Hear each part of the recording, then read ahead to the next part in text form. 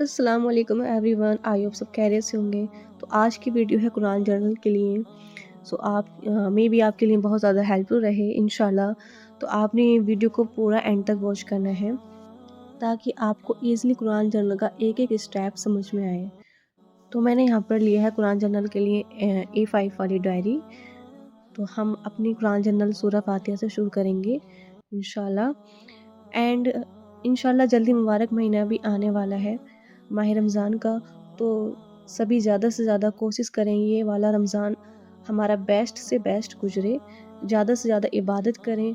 तो माह रमज़ान में सभी माशाल्लाह से ज़्यादा यही कोशिश करते हैं कि जितना हो सकता है कुरान की तिलावत करें।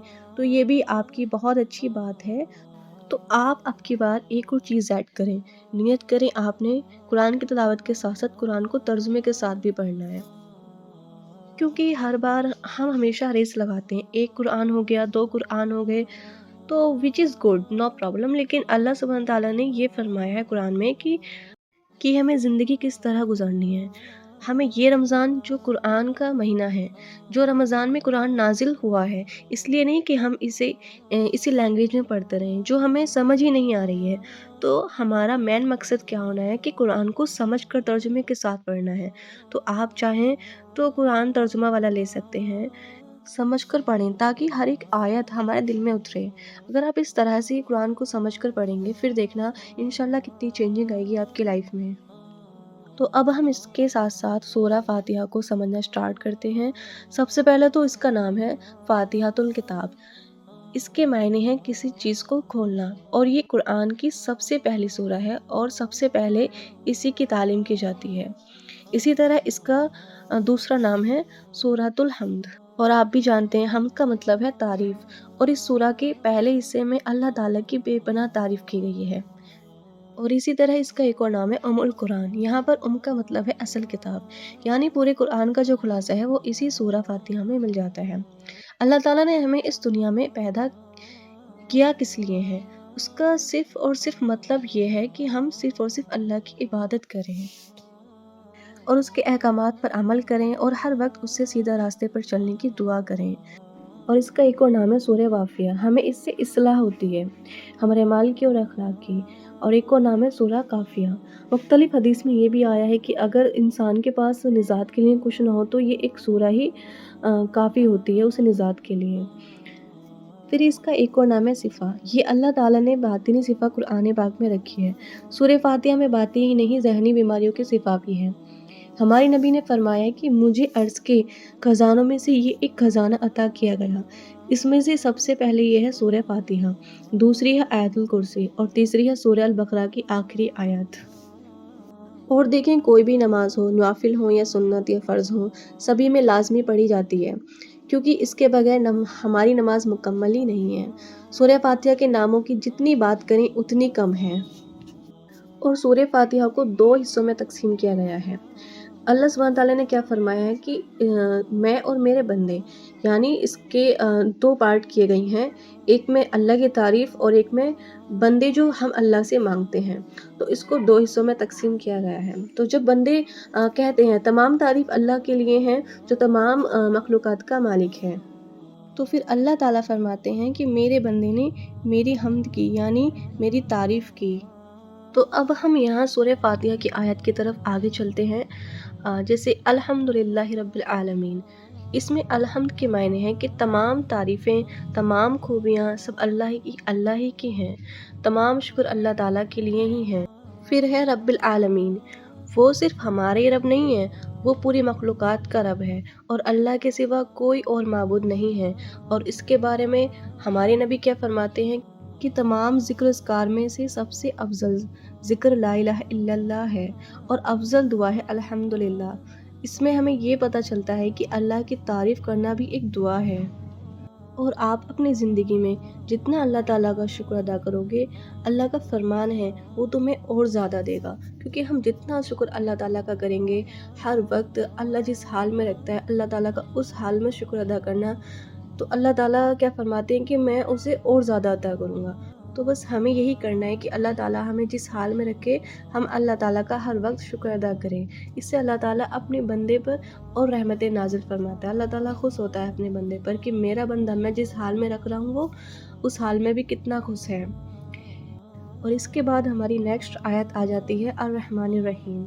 یہ دونوں جو صفات ہیں اس میں رحم پایا جاتا ہے، یعنی اللہ اپنے بندوں پر بہت زیادہ رحم کرنے والا ہے.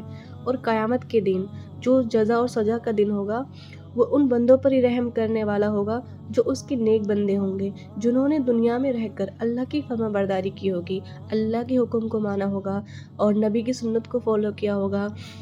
تو اللہ سبحانہ وتعالیٰ قیامت کے دن ان بندوں پر بہت زیادہ رحم کرنے والا ہوگا.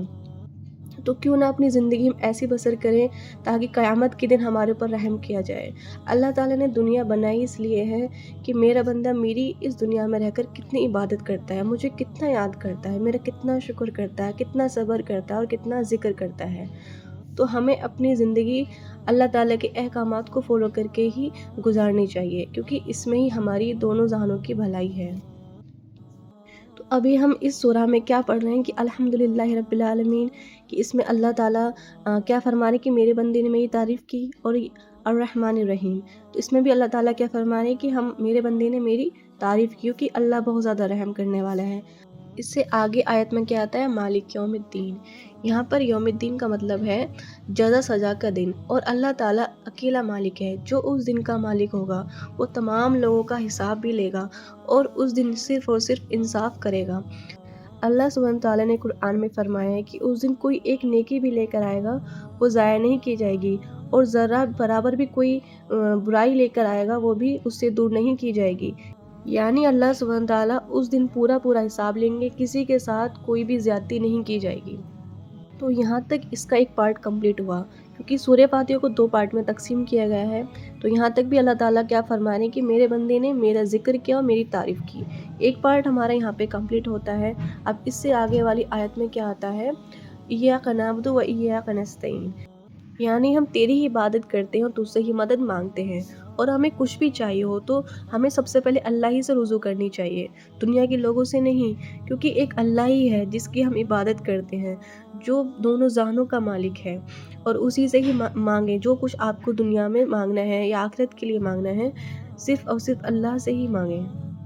اللہ ہی کی وہ ذات ہے جس سے ساری امیدیں کی جاتی ہیں. اور اللہ اتنا ذکی ہے کہ بس اللہ ہی سے سوال کیا جاتا ہے. ہم ہی اللہ سے مانگنے میں کمی کرتے ہیں، اللہ ذرا برابر بھی کمی نہیں کرتا دینے میں. تو پھر ہمیں کیا کرنا ہے، ہمیں اللہ ہی کی عبادت کرنی ہے اور ہر حال میں اللہ ہی سے مدد مانگنی ہے. تو یہاں پر اللہ سبحانہ تعالیٰ کیا فرماتے ہیں کہ یہ میرے اور میرے بندے کے بیچ میں ہے. اب میرا بندہ وہی حاصل کرے گا جو وہ مجھ سے مانگتا ہے. اس سے آگے کیا ہے اہدنا الصراط المستقیم، کہ اے اللہ ہمیں سیدھا راستہ دکھا. ہمیں اس پوری سورہ کا میننگ پتہ ہونا چاہیے. جب ہم 5 ٹائمز کی نماز پڑھتے ہیں اور ہر رکعت میں ہم یہ سورہ پڑھتے ہیں، ضرور پڑھتے ہیں کیونکہ اس کے بنا تو ہماری نماز ہی نہیں ہے. تو جب اس کا ہمیں میننگ پتہ ہوگا تو ہم اس کو میننگ کے ساتھ مائنڈ میں ٹرانسلیٹ کرتے چلیں گے. تو یہ بہت پیاری دعا ہے. اللہ تعالیٰ سے سیدھے راستے چلنے کی دعا مانگا کریں. اور اس سے آگے والی آیت میں کیا آتا ہے صراط الذین انعمت علیہم غیر المغضوب علیہم ولا الضالین، کہ اے اللہ ان لوگوں کا راستہ جن پر تو نے انعام فرمایا، ان لوگوں کا نہیں جن پر تیرا غضب یعنی عذاب کیا گیا، اور نہیں گمراہی کا. یہ ایک بہت پیاری سورہ ہے. یعنی یہ پورے سورہ فاتحہ ہے نا، یہ پوری ایک بہت پیاری دعا ہے. تو ہمیں اس کا میننگ ضرور پتہ ہونا چاہیے. تو یہاں پر دیکھیں کتنی پیاری دعا ہم اللہ تعالیٰ سے مانگ رہے ہیں کہ اللہ تعالیٰ ہمیں سیدھا راستہ دکھا، اور ان لوگوں کا راستہ دکھا جن پر تیرا انعام ہے یعنی تیری رحمتیں ہیں. ان لوگوں کا مت دکھا جن پر تیرا غضب یعنی عذاب کیا گیا ہے. اور نہیں گمراہی کا یعنی جو گمراہ ہو گئے. تو ہمیں یہ اللہ تعالیٰ سے دعا کرنی چاہیے کہ اللہ تعالیٰ ہمیں وہی راستہ دکھا جس کو تو پسند کرتا ہے، جس پر ہماری آخرت کی کامیابی ہے، جس پر ہمیں جنت جانے کا راستہ ملے. تو یہ اللہ تعالیٰ سے آپ دعا کیا کریں. سورہ فاتحہ کی تفسیر کی اینڈنگ یہ ہے کہ زندگی کے ہر ایک پہلو میں اللہ کی رحمت اور ہدایت تلاش کرنی چاہیے. اور اس سورہ فاتحہ کا ہر ایک لفظ ہمیں اللہ تعالیٰ کی طرف رجوع کرنے میں اور ہدایت کی طرف چلنے کو یاد دلاتا ہے. اور اس سورہ فاتحہ کی تفسیر کا خلاصہ یہی ہے کہ اللہ کی رحمت ہر وقت ہمارے ساتھ ہے، اور ہمیں اپنے عمل کو بہتر کرنے کی کوشش کرنی چاہیے.